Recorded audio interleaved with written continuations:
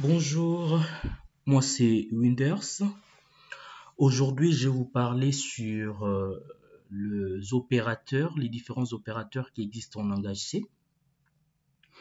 Pour attaquer les vues du sujet, déjà l'opérateur c'est quoi? L'opérateur par définition, un opérateur est un symbole qui spécifie une opération à réaliser sur un objet donné au fait. Là, aujourd'hui, on va voir les différents types d'opérateurs qui existent en langage C.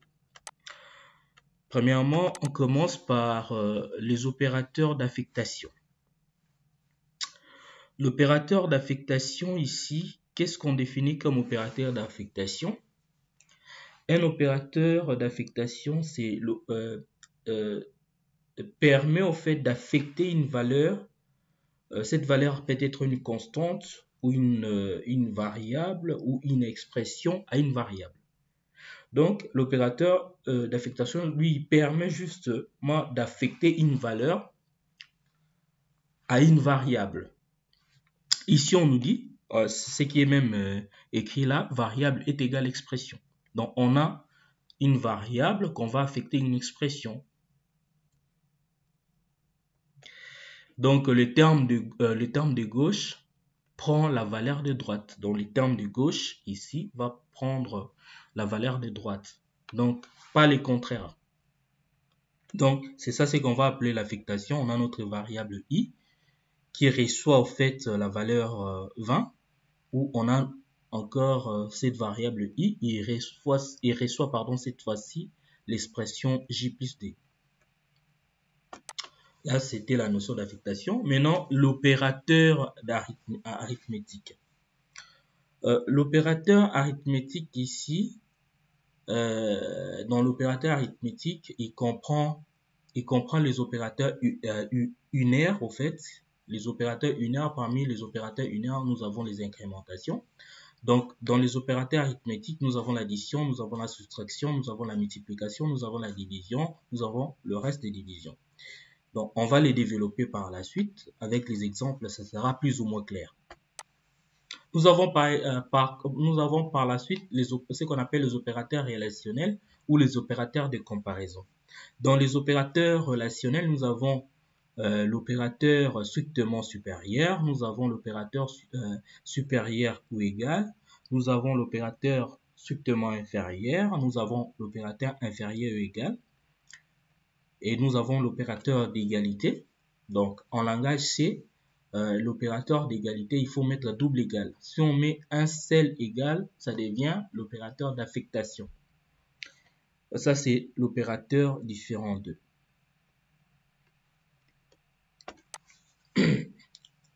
Et par la suite, nous avons les opérateurs logiques. Parmi ces opérateurs logiques, nous en avons trois ici. Nous avons le et logique qui s'écrit comme ça. Les ou le logique, ça s'écrit avec double trait. Et nous avons l'opérateur, la négation logique.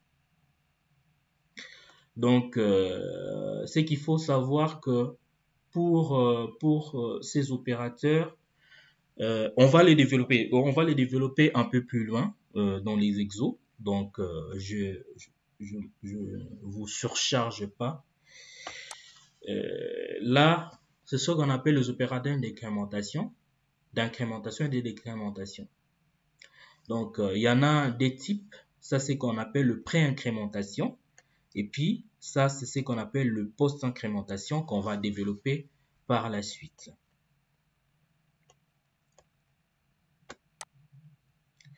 L'opérateur ternaire. Nous avons l'opérateur ternaire peut s'écrire de plusieurs manières. Tout d'abord, il faut savoir que l'opérateur ternaire, il est appelé ainsi. Pourquoi? Parce qu'il possède trois arguments. Au niveau du syntaxe, on a tout d'abord l'identifiant du variable qui reçoit une expression et une instruction.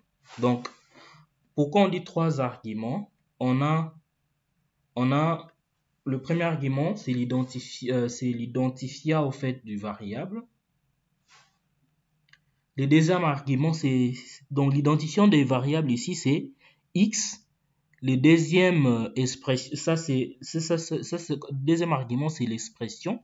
Et ça, c'est l'instruction. Cette instruction confirme en fait si cette expression est vraie. Si x est supérieur à 0, il va prendre cette variable. Si ce n'est pas le cas, il va prendre le deuxième variable. On va les développer par la suite. Là, du coup, si on revient ici, on commence par les commencements. On va faire tout d'abord les opérateurs arithmétiques. Bon, je vais commencer par faire la déclaration des variables. Int a reçoit 5. Donc ici, j'ai fait l'affectation en fait. Variable a qui est du type int, il reçoit la valeur 5. Maintenant, int b est égal à 10. Ici, la variable b, qui est du type int, reçoit la valeur 10. Maintenant, int, l'opération que je fais, donc int c est égal à a plus b. Donc ici, je fais la première partie, les opérateurs arithmétiques. Donc, je vais faire l'addition. Maintenant, ici, au niveau du printf, pour afficher ces variables, je vais faire printf.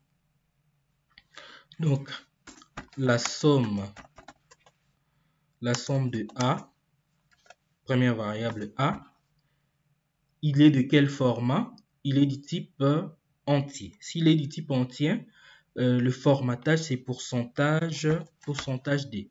Pourcentage D, ça correspond au format en fait du variable. Et B, il est également, c'est un entier. Les formats d'affichage, c'est toujours pourcentage D. Donc ici, je vais créer juste C. Pourcentage D. Ça, c'est pourcentage D, ça correspond à C au fait. C également, c'est un entier. Là, c'est les paramètres au fait de l'instruction de sortie printf. Donc, je vais afficher A, les valeurs de A, B et puis C à la fin de l'instruction point virgule. Là maintenant, il faut faire le scanf au fait qui va venir faire la lecture des données qu'on va afficher. Donc les données qu'on va afficher, il est du type entier. Ici, il faut afficher l'adresse de A, de variable A. Il faut mettre le et commercial,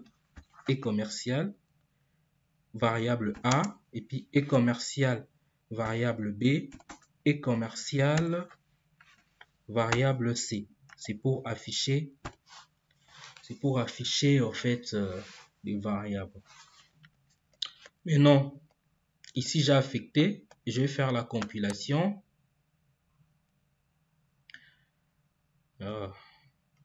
Maintenant, il va afficher les variables. Il va dire que la somme de A et de B, c'est 15. Donc, A est égal à 5, B est égal à 10. Donc, A plus 10, ça donne 5. Donc, il a bien fait la lecture de données. Maintenant, dans cela, si on veut faire l'incrémentation par exemple, des A.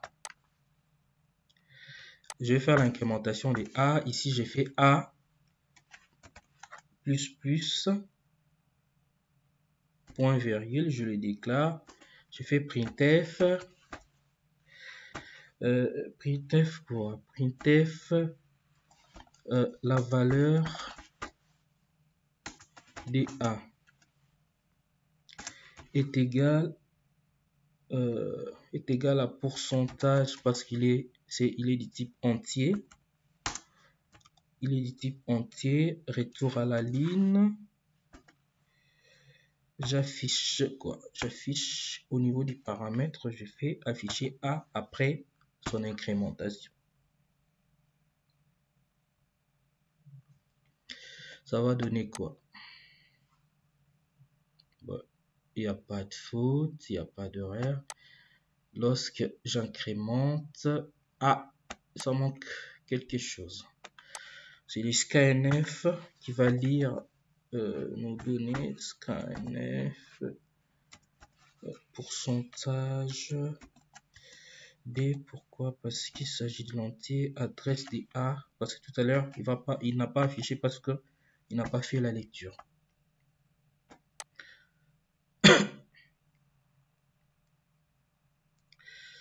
Là, il va afficher la somme des A c'est 5 et B c'est 10. Donc la somme c'est 15. Pourquoi il n'affiche pas? Pourquoi il n'affiche pas? Pourquoi il n'affiche pas? Pourquoi il n'affiche pas? Qu'est-ce qui manque ici? Retour à la ligne. Retour à la ligne.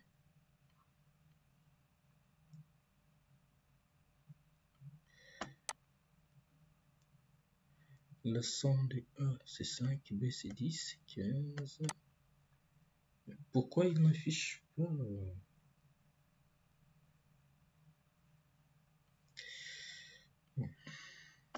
Attends, je vais chercher un truc.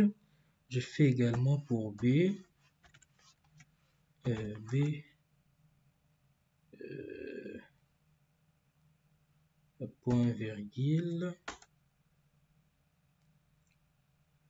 Printf. Printf. Printf. Printf. Printf. La valeur dB qui est un entier. Pourcentage. Retour à la ligne. Retour à la ligne. Paramètre CB. Là. Scanf. Pourcentage. Pourcentage D. Adresse DB. Ici, attends, je vais supprimer ça. Ça donne que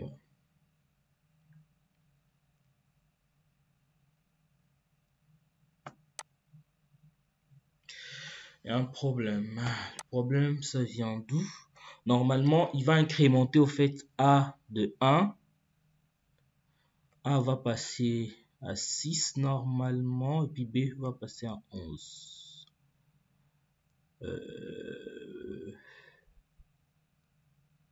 Voilà. Attends. Pourquoi il fait ça? A5, B, toujours 10. Pourquoi ça?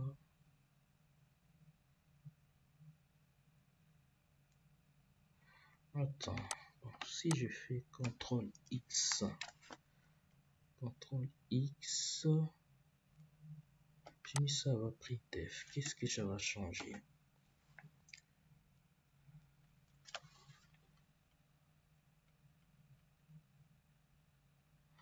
Attends. Normalement, je dois copier même le printf. Là, il passe à 6. Bon, s'il passe à 6. 6 plus 10, c'est pas 16. Attends. Il y a un problème. Bon, je vais revenir après. Vous avez vu, normalement, A doit passer à 6. A, normalement, il doit passer à 6. Et puis B doit passer à 5, à 11 plutôt.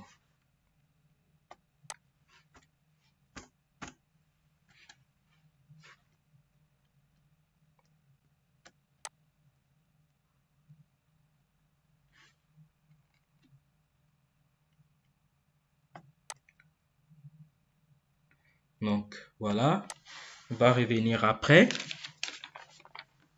pour voir. Et puis on a par la suite les opérateurs logiques. Si on fait les opérateurs logiques, attends, on va effacer celui-là. Les opérateurs logiques, bon, je laisse ça comme ça. Si par exemple je dis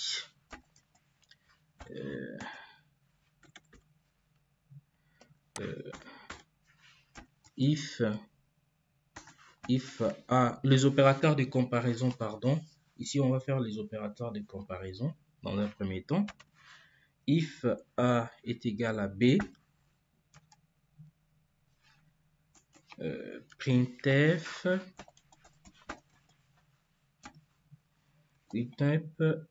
la valeur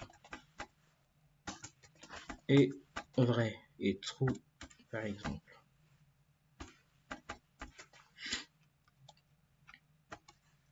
La valeur est true, scanf.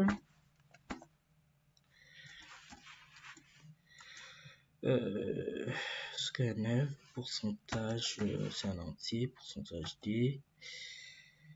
Ici, qu'est-ce qu'on va afficher? On va afficher adresse, adresse D. Bon, je vais mettre le D au cas où. Pourcentage D. Maintenant, dans les cas contraires, else, le cas contraire, else. Cas contraire, je le dis printf combien, printf la valeur est false. Ici, je vais faire la lecture scanf, pourcentage D, adresse de A et adresse de B. Est-ce qu'il y a une faute?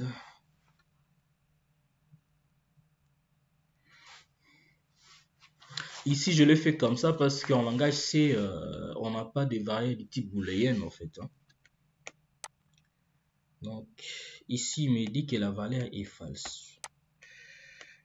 Ouais, il est false. Pourquoi? A ici est égal à 5, B est égal à 10.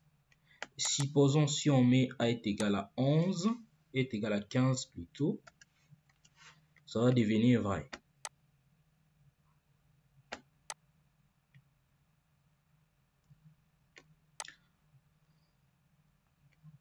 Attends, qu'est-ce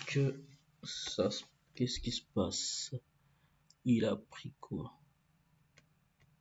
Est-ce que A est égal à B? Si A est égal à B, si, c'est logique. Hein. C'est logique, c'est faux. Maintenant, si on met 10, 10, 10, 10, 10, 10, donc on est dans les cas où A est égal à B. Là, l'expression est true, donc il est vrai. Il est vrai. Maintenant, si on fait if A est égal à B, ou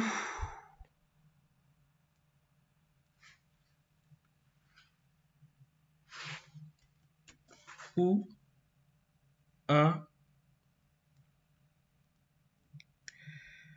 ou cette expression, attends, j'avais vu l'exemple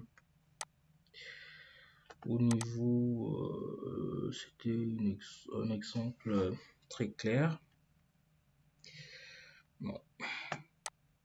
Si on fait ça, if A est égal à 2 ou B est égal à 3. On va faire au plus simple. If A est égal à B ou B est égal à combien? Bon. B inférieur à A. B inférieur à A. Là, dans ce cas-là, je vais changer. Print, la valeur est vraie. Là, je fais les opérateurs logiques. Hein. Je teste les opérateurs logiques pour voir ce que ça va donner. Donc, voilà. L'expression est vraie. L'expression est vraie pourquoi? Ici, on est dans le cas où soit l'un, soit l'autre. Donc là, pour bien comprendre les opérateurs logiques, il faut maîtriser les tables des opérateurs logiques au fait de et et de ou. Donc dans le cas de ou, soit si cette expression est fausse, mais cette expression est vérifiée, donc on est dans le cas où B est inférieur à A, donc l'expression, on affiche que la valeur est vraie. Voilà. Là maintenant, on va passer à l'opérateur ternaire. Je vais passer tout ça à l'opérateur ternaire. Supposons j'ai int a. Bon, int a est égal à, bon, est égal à combien? Est égal à 10. Int b est égal à b est égal à, bon, 9. On fait quoi? On fait int c. Int c a supérieur à b. Point d'interrogation. A